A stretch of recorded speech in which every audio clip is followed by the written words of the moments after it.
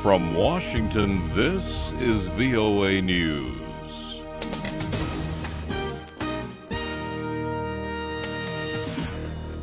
Coming up, Russians withdrawing troops along Ukraine's border, Ebola outbreak in parts of Africa causing fear.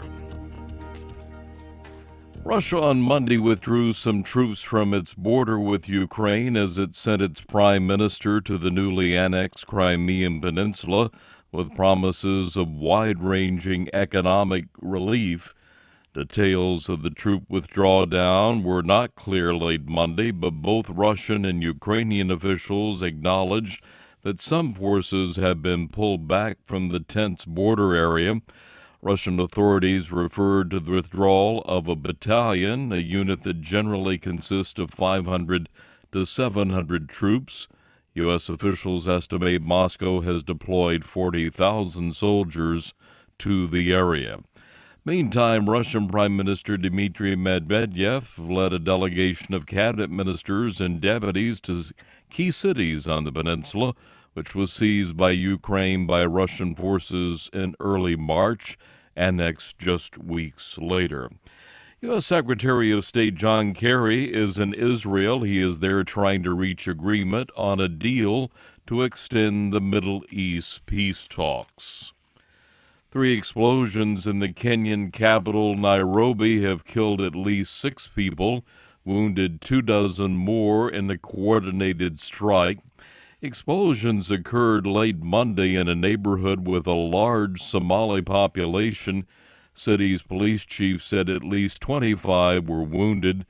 The Somali militant group Al-Shabaab has long threatened attacks in Kenya unless the country withdraws its troops from southern Somalia. Al-Shabaab claimed the attacks on Nairobi's Westgate Mall in September, in which at least 67 people were killed. The government of Somalia says it has captured 2 senior Al-Shabaab commanders, one of them suspected in a bombing that killed more than 20 people. Officials displayed the 2 men to reporters on Monday, but withheld their names, pending what it called further investigations. Deputy Security Minister Ibrahim Isaac Yarrow tells VOA one of the men is suspected of involvement in the September 2009 suicide bombing of the African Union Peacekeepers base in Mogadishu. That attack killed 21 people, 17 of them African troops, including the force's deputy commander. The other man captured is said to be a trainer of an elite Al-Shabaab unit which is carrying out suicide missions, intelligence, as well as assassinations. Well, there is an outbreak of Ebola fever in West Africa, and there are growing concerns there in the region about this first-ever outbreak and what the results may be. A Tibetan nun has set herself on fire. It happened in western China, the latest such act to protest against Beijing's rule. Reports say the nun set herself on fire while walking around a monastery in the ethnic Tibetan region of Sichuan province. Passers-by extinguished the fire and took her to a hospital. Since 2009, more than 120 Tibetans demanding Tibetan freedom and the return of Tibetan leader the Dalai Lama have self-immolated. At least 6 people were injured, one of them seriously, as supporters of a radio operator and frequent government critic clashed with security forces in Phnom Penh. The clash was near the Ministry of Information, which has refused to grant the radio station known as Beehive permission to expand its network or add a television station to its operations.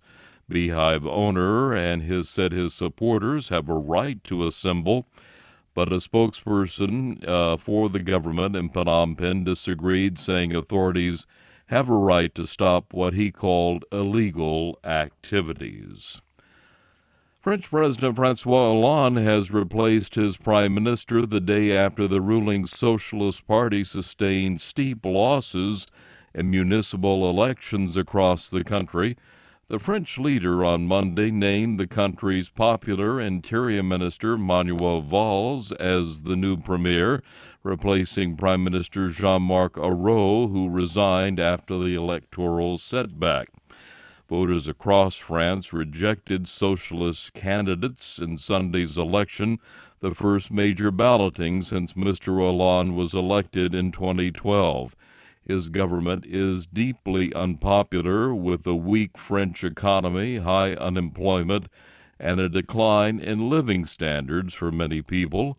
The Socialist Party lost control of 155 towns and cities to candidates from the main center-right opposition and another 11 to the far-right FN Party.